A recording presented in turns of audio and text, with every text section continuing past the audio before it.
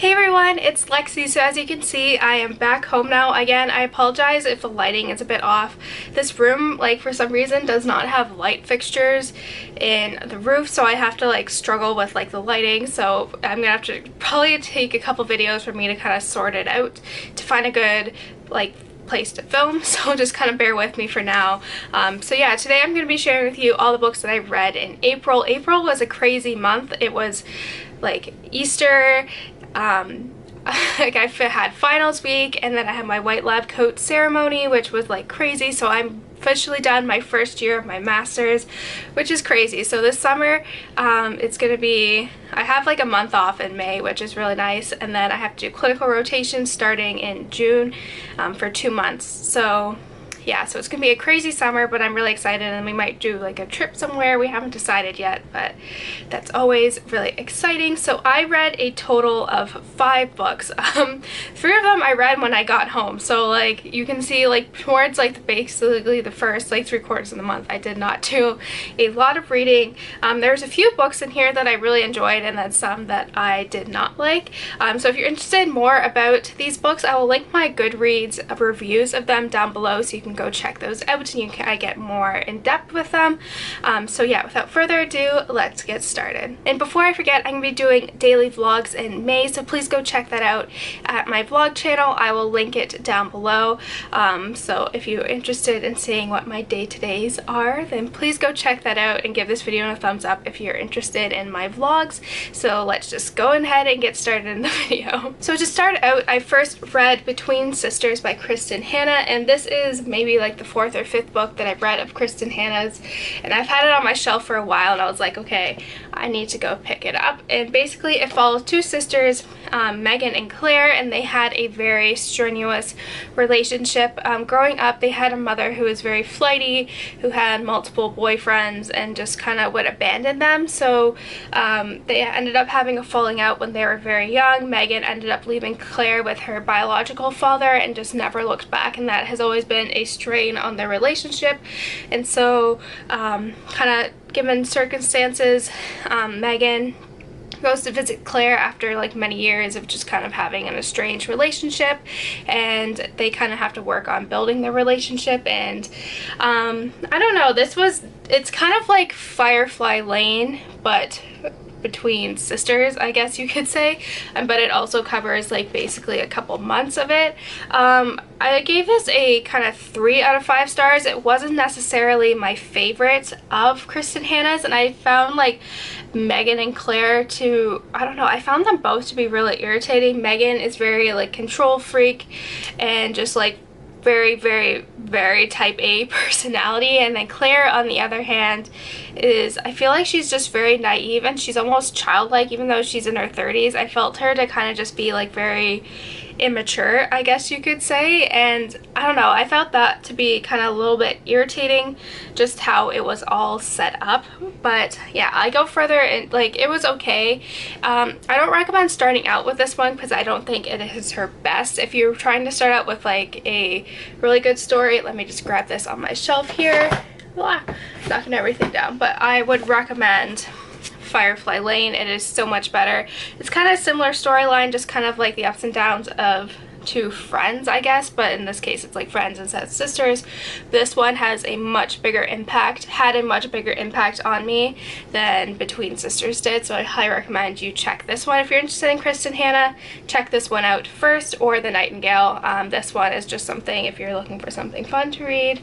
But yeah. Next, I ended up reading Still Life by Louise Penny, and this is the first book in the Chief Inspector Gamache series, and I was really excited to pick this one up because I've heard so many great things about it. And what I liked is that it takes place in Quebec, and being a Canadian myself, it was nice reading something that takes place in Canada, and how there's little tidbits of things that only Canadians will get, just like double doubles and just like Loblaws and just like Canadian culture, that it was nice to read about.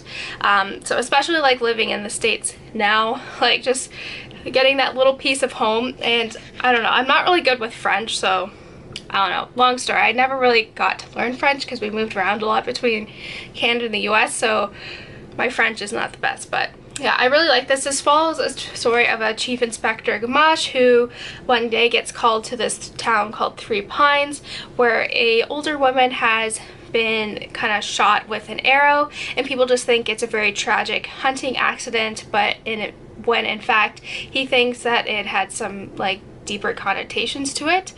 So I really like this, just the town itself and just how it describes, like, I want to live in Three Pines, and just the characters, like some of them, it's like I want to be a part of that like town and live there.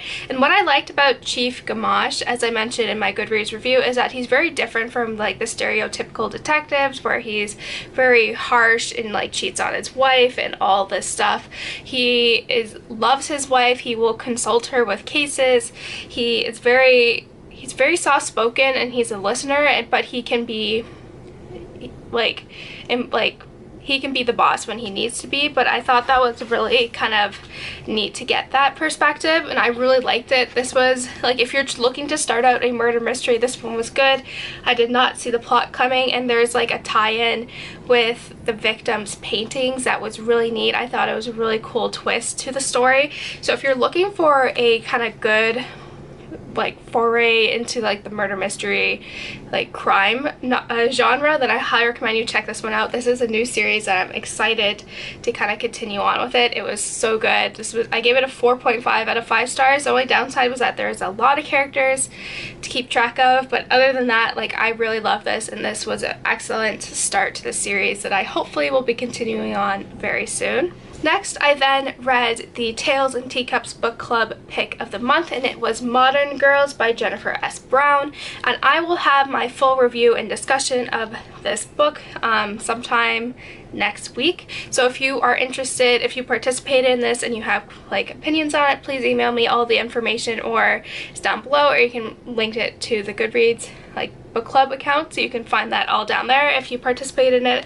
But I had a lot of feelings about this. It follows the story of Dottie and Rose, who are mother and daughter. And so Rose is an immigrant, a Jewish immigrant from Russia, and she is struggling with kind of raising her family, and then just kind of just living the life in Lower East Side of New York, and just kind of living with that thing, and then she finds out after that she is pregnant, and she's not sure she wants to continue with this pregnancy, being she's in her 40s, and like this will be her 5th kid, and she's not sure if she wants to start over with that again. And then Dottie is her 19-year-old daughter, who is head bookkeeper, which I thought had something to do with books, but it's actually like an accountant. And so she has been in a steady relationship with her boyfriend Abe, but she also finds out that she too is pregnant, but Abe is not the father, so she kind of struggles with that. And given the title, I thought it would be like a very feminist book, of being Modern Girls, but in fact Modern Girls just means you're not like acting from your immigrated country, like old nation. So like, I don't know, like I had a really mixed feelings. Dottie, I wanted to give like one big like gib slap the whole time. Like, she was very self-centered, and just like she didn't care how the repercussions of her actions impacted those around her. And I'll go into this more into my wrap-up, but I gave this a 2 out of 5 stars. I really liked how it kind of depicted Jewish culture, because that's not something I'm really familiar with, and just life in the Lower East Side. Like, I really liked how it described that, but the characters themselves, I didn't really care much for them, and that was pretty sad. So yeah, I'll go more into this, but I was just really disappointed with this book overall. Next, I then read Lost in a Book, which is like from the Beauty and the Beast, like one of their books that came off of it, by Jennifer Donnelly. Basically, this is when the Beast introduced Belle to our library, and she kind of stumbles upon this book called Nevermore. And what I liked about this book is that it kind of gives you more background about the enchantress who kind of cursed Beast in the castle.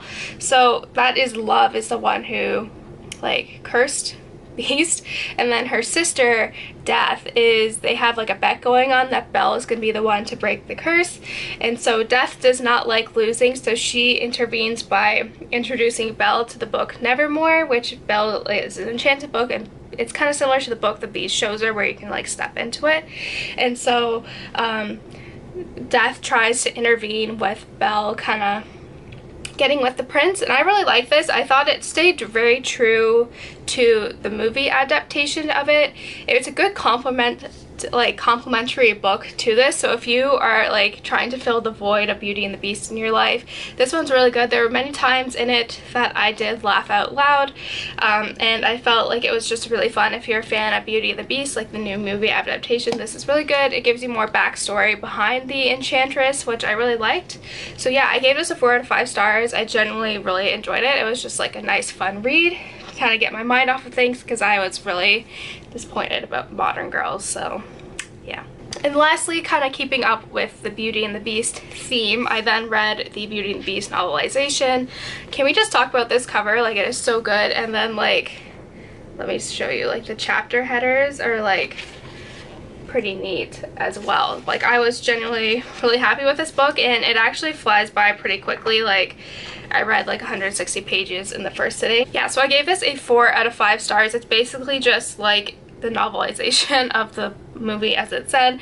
So like some parts like where the songs were, it was just kind of describing, like for like the Belle song, like she's just walking through the forest or walking into town, so like that part was a little like weird, because you know, like there's a song going on, or like describing like Be Our Guest.